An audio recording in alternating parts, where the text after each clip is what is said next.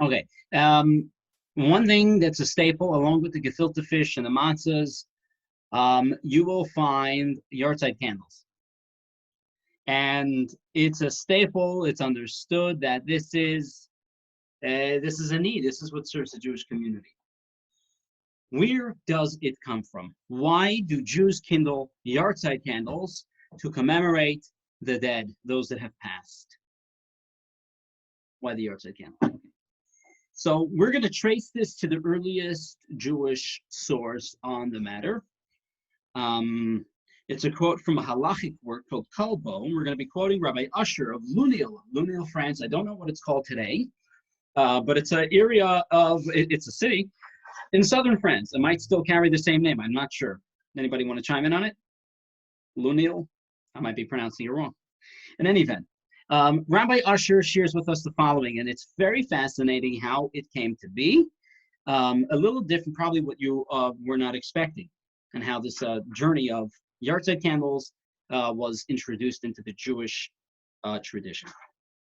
Rabbi Usher of Lunel wrote, on the eve of Yom Kippur, it is customary for all those who lost a parent to kindle a candle or torch near where they will pray in the synagogue to atone for the deceased.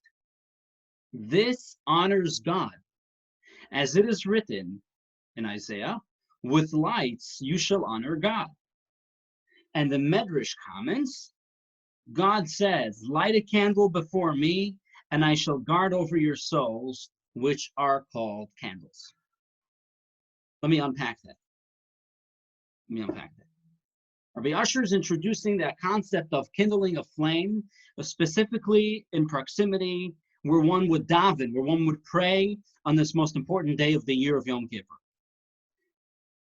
Praying and praying in a more beautiful sanctuary, in a more kindled and lit up room, brings honor to God. It's essentially a mitzvah. It's an act of commitment, of beautifying our service to Hashem, and this beautiful mitzvah of making the synagogue a more, a more beautiful place is what will bring atonement on this very special day of Yom Kippur. So the point we need to make here is this: Yom Kippur isn't only an atonement for us living people, living on this earth, but also for the souls that are continuing their journey in soaring from level to level in heaven. Now, atonement for them isn't atonement from sins, so there's no kind of, we know that souls, there is no punishment that lasts for more than 11 months. There is no cleansing process, if you will, for more than 11 months. That's when the Kaddish is concluded. But there is still a leap on Yom Kippur where you're kind of freed. An atonement is a kind of being liberated from things that hold you back. There's relative to my limitations of the previous year, I can soar more freely, more elevated, and so on. And so in order to merit, so us here, regular people living in bodies, we can achieve this unbelievable gift of Yom Kippur by doing our mitzvahs. That's what Yom Kippur is all about. Uteshuvah, utefillah, utzdakah, and we commit ourselves to the good deeds that we're going to do and bettering ourselves and behavior. And through that, we will merit a fantastic year. What about the souls? They don't do mitzvahs anymore. And so here is where we have this opportunity where we say, we're going to do something special on Yom Kippur. And we're going to make our way of worship or service more beautiful. And as a result of that act being done specifically designated for the souls of our parents and loved ones, we are giving them elevation. We're giving them the mitzvah in their bank account. We're depositing a mitzvah in their bank account. And we are allowing them to continue to soar more with a quantum leap. Okay. So essentially what comes out, the reason why I started off, I said, probably not what you expect, because it turns out that this is really all about doing a mitzvah for the deceased. That's what it's about. An example that was given was Yom Kippur. Yom Kippur is the most important day that we're all looking for mitzvahs, because this is a very defining day. It's a defining moment in our year. Okay, but Why candles? Why not? We should run out and stock the local food pantry the day before Yom Kippur. Not a bad thing to do either. But where do we get all caught up on the idea of candles? So in his reading from Rabbi Usher that I quoted earlier, he also quotes a medrash on the verse in Isaiah, which says, with lights you should honor God. Why should we honor God with lights particularly? Why not repainting the synagogue? Why not adding new handles, polishing the door handles, right? There's other things we can do. God says, I'm going to quote again from that medrash that I read earlier, light a candle before me, and I shall guard over your souls, which are called candles. So that's another point. Your souls are called candles. And here's where we start to realize the deeper bond that we share with the example, or through the conduit of what a candle represents. A soul is a candle. And it's referring obviously to this classic verse, a famous verse in Mishlei,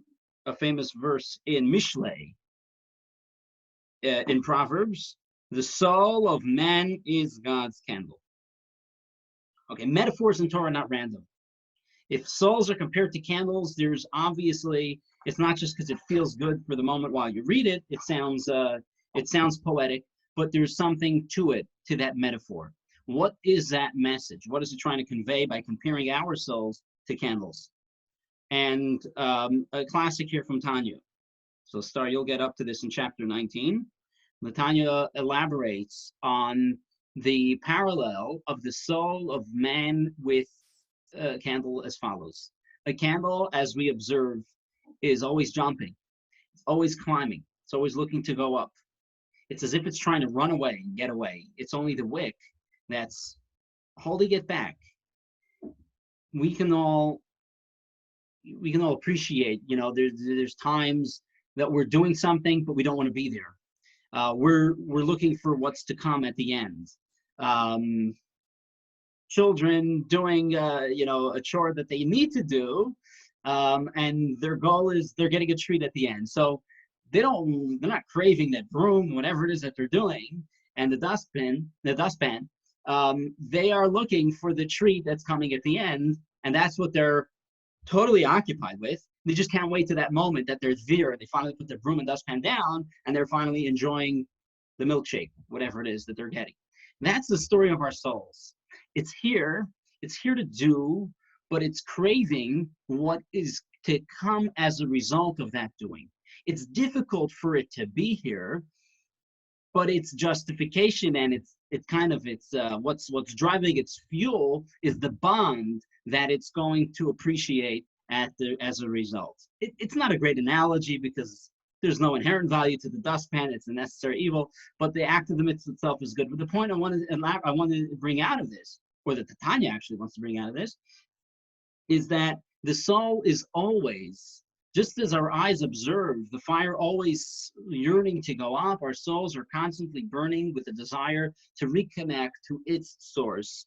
Despite that, it will be less here. It's not looking for glory. It's not looking for honor, for fame, for money. It's looking to connect to its creator. And it's through the mitzvahs that it does that it's able to accomplish that. Now, that is a perfect metaphor for our souls, especially the souls of the departed, because when you look at people that are living, sometimes it looks like we're very comfortable and it doesn't look like there's deep down, there's a fire burning. But to the surface, it's like, there's something that it's really enjoying in this. I don't know. And you got to dig deep till you realize that actually it's running, it's looking for something deep and profound, meaningful. The souls of the departed are all consumed in this fire. That's all. This is, it captures the full experience of a soulless, of a bodiless soul. That it's just in a state of absolute being consumed in this enjoyment of connecting with its source and its creator. So back to what we were talking about here. We honor the souls through doing mitzvahs. Fire and a candle particularly became synonymous because of the beauty and the profundity of this metaphor of a flame capturing the essence and the story of a soul. And it is because of this, it seems that that Jews have adopted this concept of lighting a flame, and it embodies the story of the soul. It really captures what it's about, and it reminds us, and therefore we've adopted it not just only for Yom Kippur, but on the date of the Yahrtzeit. We've adopted it for the day of, many do it on the day of that Yizkor is recited, the other 3 times a year that Yizkor is recited. We've adopted it for during the Shiva. Some do it for the duration of the entire year that the mourners are mourning for the entire 12 months. And so this idea we should recognize that it shouldn't stop at the candle, but the candle serves as capturing our feelings and our approach to what we appreciate of the soul. It reminds us of the soul, and the soul, no doubt, is reminded of how we have not forgotten about it either. And no question that we had earlier. There's a source there that says that when God sees the candles in Shul, God takes pleasure in it. And when the soul, it's no doubt, when they see that, it's also no doubt taking great pleasure in it as well. I want to point out one more thing here. It reminds us of the bond of how amazing and awesome the souls of our loved ones are, and where they are is what's written inscribed on each tombstone in the Jewish community. Tehei Nishmato, the 5 letters, Taf Nun Sadik Bet Hey, may their soul be bound in the bond of life eternally. And so when we kindle that fire, we're recognizing how amazingly connected the souls of our loved ones are currently with the source, with God Almighty, and they're absolutely at peace and soaring. And we should take that cue, continue to do mitzvahs for them in their honor, and be driven by that. All right. That's amazing. Fantastic. Thank you for joining. Yes, Star. So if someone you were asking. Yeah, I don't know if any women are on this site.